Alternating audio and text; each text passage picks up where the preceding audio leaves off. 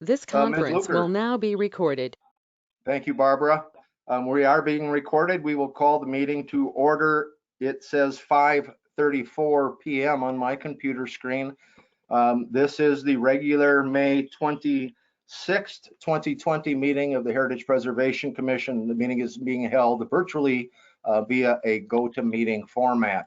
I'm going to call the roll, and if you'll turn on your mic at that time and respond, excuse me, just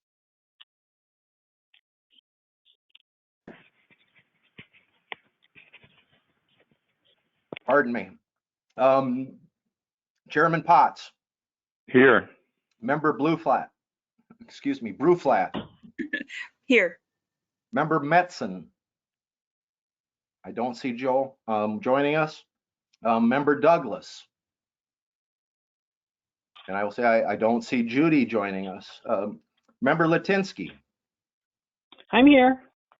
Member Oviatt. Here. And Member Bergman. Here. Thank you, everybody. We do have a quorum of 5 members assembled. Would there be any motion to approve the agenda? I so move. Sharon, what we'll ask is if you have to identify yourself since we'll be recorded. So if you would say, this is Member Litinsky and I move. Okay, this is Member Litinsky and I move we accept the agenda. It'll become old hat in a while, Ms. Litinsky. So is there a second to that motion? Oviatt seconds. In a second by Oviatt. We have a motion and a second. Are there any noted agenda or additions or subtractions or rather, pardon me, we do have a motion and a second. I'm going to call roll here. Chairman Potts. Aye. Member Bruflat. Aye. Member Litinsky. Aye. Member Oviatt. Aye. Member Bergman. Aye. We do have an approved agenda. Would there be a motion to approve the minutes from the April 28th, 2020 meeting? Bruflat will so move. We have a motion by Member Bruflat. Is there a second?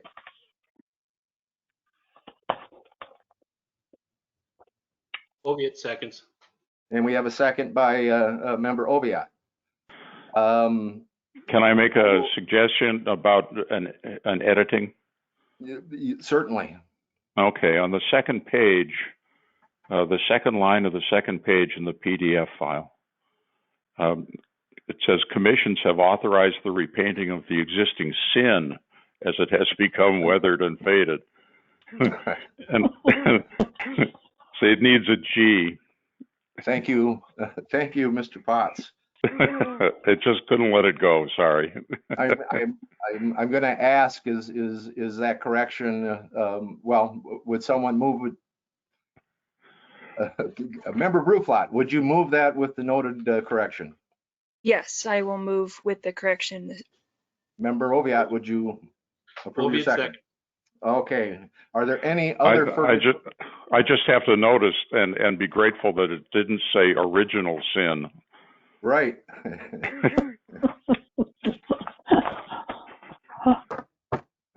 Okay, we have a motion and a second to approve the minutes with the correction noted by Chairman Potts. I will call the roll. Member Bruflat. Aye. Member Litinsky. Aye. Member Oviatt. Aye. Member Bergman. Aye. Chairman Potts. Aye. Thank you. We have an approved minutes. We do have one issue that could be assigned to unfinished business, but I did put it under new business. But the first action item that you're asked to consider is the change out of the awning and that small wall sign on the Minnesota Avenue facade of the Arrow Hardware and Paint operations on Old Minnesota Avenue. I believe this is the second time they've made a request to change out that awning with the advertising. As you will note, they are leaving the Ace family, and it will be known as Arrow Hardware and Paint, as we discussed last month. On the page that shows the color photo of the building facade, you will notice it has the right text, Aero Hardware and Paint. That is shown in black, but that will be in that white to match what's on there now. So Mr. Nyman had just recently sent me renderings late this afternoon, and so I didn't have an opportunity to get them distributed to everybody. But it's essentially the same scale, the same font, the same colors, and I have no reservations. Oh, he can hold it up. There. Thank you, Dave. I didn't think of all the technology we had available to us. But I don't even have copies of that. I just got them on my phone. So thank you, Mr. Nyman. I'm going to go through and ask if there's questions, comments regarding the change out of the awning. And then on the next page in your agenda packet, it shows that they'd be changing out the small, that's the small wall sign that was Aero Ace Hardware, now then would be rebranded as Aero Hardware and Paint. And I will start with Member Litinsky. Do you have comments, questions, concerns, clarification you need? Nope, I think it looks fine. Member Oviatt. No questions, looks fine. Member Bergman.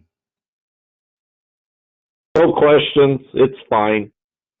Chairman Potts.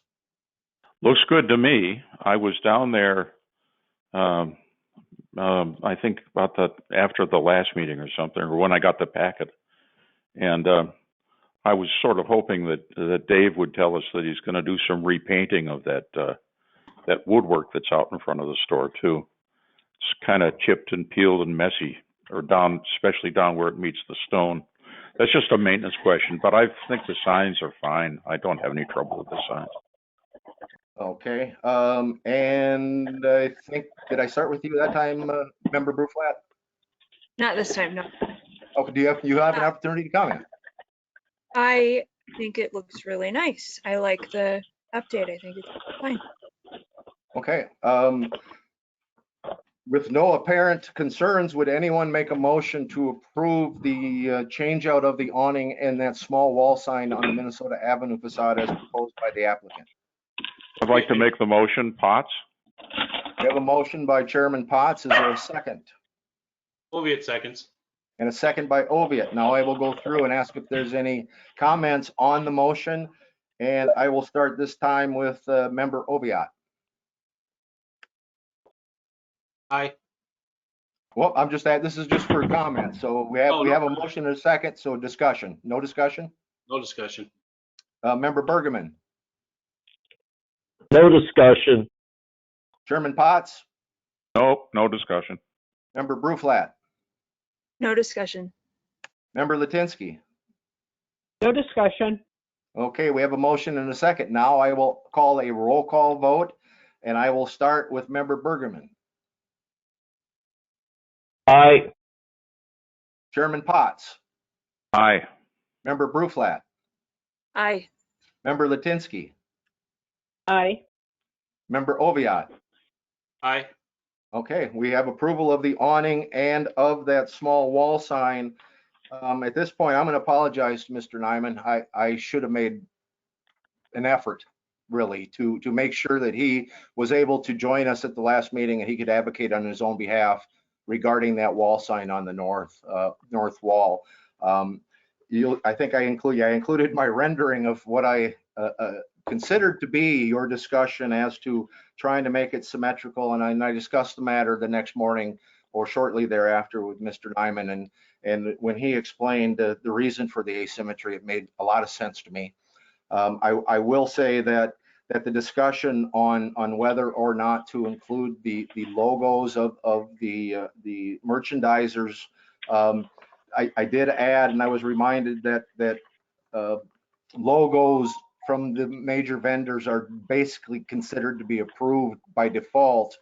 And given that he does have vending agreements with those 5 different vendors, I would suggest that it would be appropriate to allow their inclusion on the sign. The reason for that asymmetry, as I explained, and I did kind of mark up that the pilaster location or column location on my rendering, and you can see that it would cause distortion to the Aero hardware and paint, as well as to a couple of the logos from the vendors if they were displayed horizontally along the bottom of the sign in a symmetrical fashion. And you can see the existing sign if you visited, or you can vaguely see from the photo in the packet that yes, it does cause some distortion and perhaps diminishes from the signage, if you will.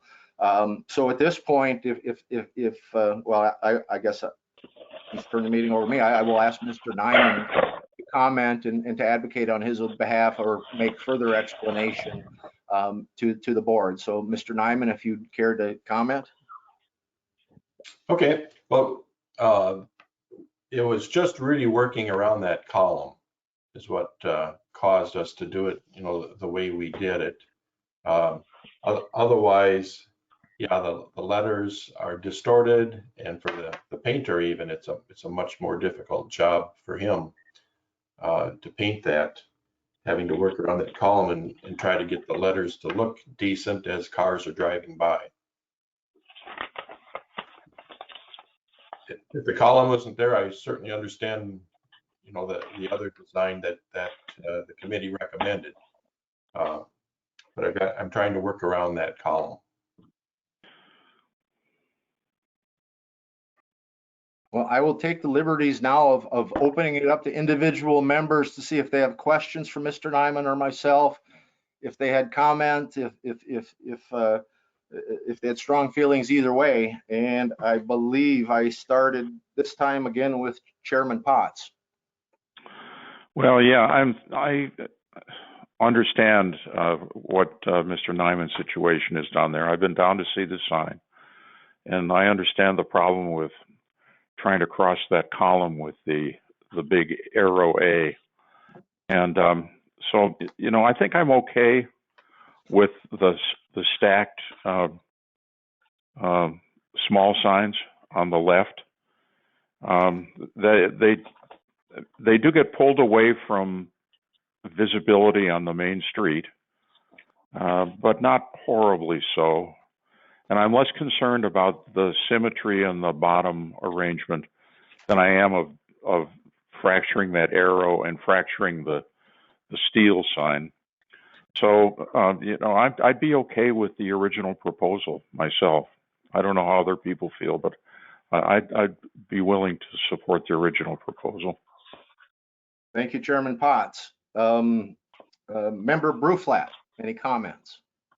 Yeah, I'm looking at it now, and with that pillar, I can see that the distortion might not be desired.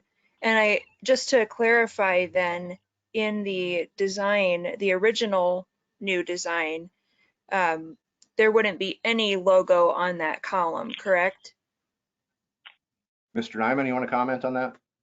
Correct. There'd be nothing on the column. It would be blank.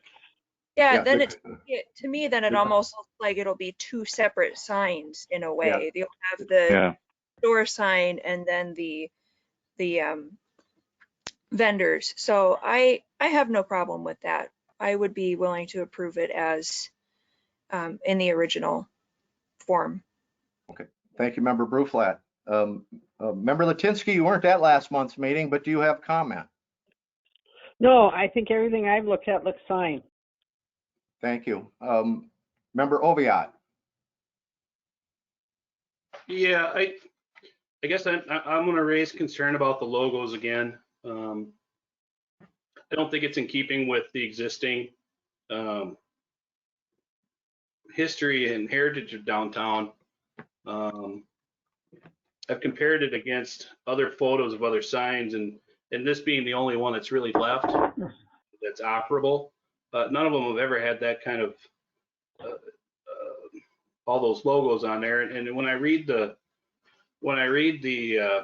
code, it says that you can display one presents a logo from a major manufacturer, which to me reads, you know, if Aero hardware being a logo would be your logo, and then all the additional ones on there draw away from it.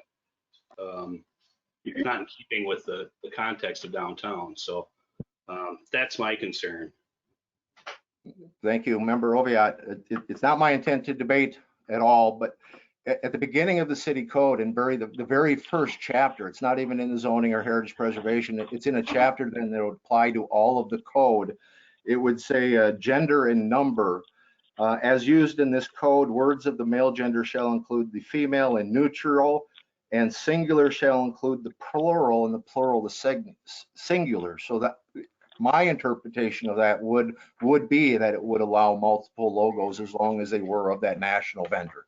But that's been my interpretation of the ordinance, and I will say that generally had been the past practices. If they do have a national vendor, that they had been able to display that. So I wouldn't suggest that your opinion is wrong, but it well, I will just say it does say a singular would include the plural. So I would interpret that to say logo would be logos or vendor would be vendors. Okay, yeah, that's just not how I read it. However, where a major business or organization presents a logo from its major manufacturer, the logo will be deemed in compliance in this article, so as long as it does not greatly detract from these aspects promoted in the article. So I guess I read it as a single logo. But Member Bergman. I'm good with it. Okay, we've gone around once for discussion. If there's any, pardon me? If there's a caller on your phone, I'd ask that you turn off your mic because you're picking me up and then we're getting some feedback off that. Would anyone make a motion to any effect to either approve it as had been applied for at the April meeting or to approve an amended sign as had been done at last month's meeting? I would like to move that. Potts. Larry, your motion Move would be that the original proposed sign. the signage that was originally considered in April. That's right. Okay. Would there be a second? Bruflat will second that. Okay, we have a motion and a second. At this point, it would be appropriate to have further discussion. Member Bruflat. No further comments. Member Latinsky. No further comments. Member Oviatt. no further comment. Member Bergman.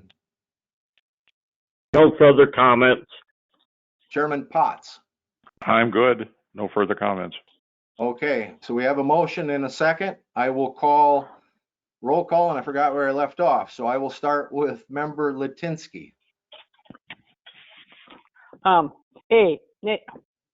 approve it. Yes, thank you. Mr. Aye. Oviatt. Oviatt votes nay. Thank you. Member Bergman. Aye. Chairman Potts. Aye. Member Bruflat. Aye. The motion then would be approved 4-1. Dave, you can make preparations for the repainting of the sign. And again, I apologize to you. I should have made much more of an effort to make sure you were able to join us last month. And I apologize for the 30 days I've cost you. And I do want to thank you for working with us and your good nature and all of that. So thanks, Dave. Have a great evening. You're certainly free to keep joining us. But thank you very much, Mr. Nyman. Okay, well, thank you for your approval. And Mr. Potts made a comment earlier about the cedar. That would be something that I'd like to bring back to you at some time as a committee. Is I'd like to remove the cedar and go back to a brick look. The road. Good idea.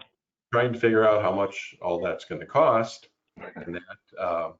But I'd like to restore the front to the brick that's behind there someday. So. That would be absolutely terrific. That would be very, very nice. Yep. So that's in my my plans in the next few years, is to be able to do that and figure out exactly how, and then get input from this committee too as to how to do that. and the looks and everything to make sure it really sets itself in the time that the building was built over 100 years ago. So thank you very much for your approval tonight. Thank you for your stewardship of those historic resources also, Dave. Thank you for your investment. Yep. Okay, I'm going to sign out. All right, have a good evening. I don't have any further new business under reports. I will say that Mary L. Brandt has made application, well, not application, she's intending to repair the roof, similar to what the Stelters had undertaken at Fair Emporium, and they are going to undertake a tuck pointing of part of the facade of the building.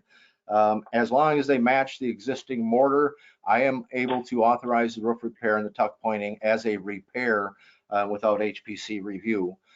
They intend to apply for some of the heritage preservation funds that are on deposit with the EDA, which is a partial forgivable loan to help make improvements to the buildings in the National Register District and the St. Peter Commercial District. The other will be that the approval's been given for those Central Business District accessibility enhancement grants. 3 are being awarded, 1 to Kind Vet Clinic, 1 to Riley Tannison Associates, and 1 to Swedish Contour. All 3 are proposing the installation of an automatic door opening system. So this is the installation of hardware, doesn't change the physical door or the void or the opening. The only exterior would be the push pad for the automatic door. And so it was determined after discussion internally that that wouldn't have necessitated HPC approval because you're limited to where it can be installed based upon the ADA law. It has to be so far off the ground, so far and so close to doors and such. So that's prescribed by the federal law. So that will not be coming to you. But if someone was proposing to change the actual physical door or to, increase the glass or to increase the opening or anything that would be what's considered to be a structural alteration, that would have come to the HPC. The other I will note, and I didn't have it on the list, is due to the unprecedented COVID-19 circumstances, you may notice that there has been perhaps a little bit of leeway given. And I will note the embassy has a plastic molded sign that identifies their curbside pickup and delivery. I will notice that there are some vinyl signs displayed on the 3rd Street Tavern, and there are certain discretions that a city administrator is provided during an emergency situation. And so one of the things that Mr. Prafke is exercising is the authority to authorize the sidewalk use permits without the need to pay for the permit. So if someone wants to add some tables and chairs outside of their business, namely it would be bars and restaurants, that we will be giving some latitude to that effect. You will note that MnDOT has even suggested that perhaps the parking lanes of highways can be used for outside seating. That is not being considered in St. Peter. We just can't put seats out in the parking area of Highway 169 with 20,000 plus vehicles a day. But most of them can be accommodated within their private parking areas. I'm talking like the Redmond Club and 3rd Street. Some like Nicollet Cafe may intend to apply for outside seating. The Reflection Salon has made application just to set a chair outside her building, so she can't have people waiting in her waiting room. But that next client to get their hair done might be sitting outside on a chair. So the one would be if it does serve alcoholic beverages, they do need to have a delineation or some type of a barrier, nothing substantial. 36 inches. That could be like velvet ropes at the red carpet is one thing we talked, but they need to physically delineate their area where they are going to be undertaking the sale of alcoholic beverages. Because once they do that, the city gets them a sidewalk use permit, it does expand their insurance coverage to the outside dining. So there are a couple of hoops that we're jumping through, but I just will notice that you may see a little bit more leeway in signage to delineate curbside parking or curbside delivery, curbside pickup areas that perhaps would not have been approved under a regular basis. So the city administrator's ruling that the sidewalk use permits can be obtained without a fee at this point would be in effect up to 30 days after the governor would remove his executive order or emergency declaration. So again, I can't say that that is X day of X month, but we feel that we are being reasonable. We're undertaking our business in light of what the state is encouraging us to do. And I certainly haven't had comment from SHPO, but MnDOT is suggesting that we try to be accommodating. And if you've seen any of the governor or any of the, I guess it has been at the governor's pressers, they've had the Commissioner of Economic Development talking about how necessary it is to try to be accommodating to these businesses during these unprecedented times. So I would ask, I'll go through and ask if there's any questions on my reports. And I think I left off with Member Oviatt. No questions. Member Bergman. I have one question about the sandwich shop down there. A long time ago, they were talking about they had to do emergency step repair, and they were going to put in something back to the original one. Never noticed them fixing that. At the Herbert and Gerberts? Yes. Yeah, they were able to undertake a repair that I could consider to be a repair. It didn't have to be a restoration, but it is structurally sound. Yeah, so that Okay. they kind of stepped back and said, well, can we fix what we had, after they kind of determined they couldn't fix what they had, but they fixed what they had, and it does seem to be structurally sound and safe and meet any type of entry or building codes, except the ADA, of course. Anything else? Anything else, Mr. Bergman? Nope, I'm good. Okay. Chairman Potts, any questions regarding my reports? No questions. I just want to say that I think it's really good that Todd's giving this opportunity for businesses to get at least a little bit back on their feet, and hope that we can continue to get through this thing and save our businesses and also be safe. So express my thanks to him, will you please? I will, and I know Todd will be making a report to the council tonight at their 7 o'clock meeting regarding the actions that he's undertaken, given the authority due to an emergency declaration. So Okay. I fully support what he's done. I think everything's been just very reasonable and well thought out, and we've tried to have a purposeful, thoughtful response as we try to assist and save downtown St. Peter one business at a time. So Yeah. thank you, Mr. Great. Potts. Yeah. Member Bruflat, any comments? No questions on your report, but again, thank you for everything you're doing. We really appreciate it. Thank you. It's an honor. Member Latinsky. Yes, I would agree with the last two people. I also say thank you, and I appreciate, the fact that Todd is being really super considerate of our businesses. We don't want to see a black Main Street, so we've got to keep those businesses going. Thank you. I wouldn't have expected anything less from us. If we don't have businesses, we're 11,000 people with nothing to do or anywhere to go. That's right. That's exactly right. So thank you. Member Oviatt.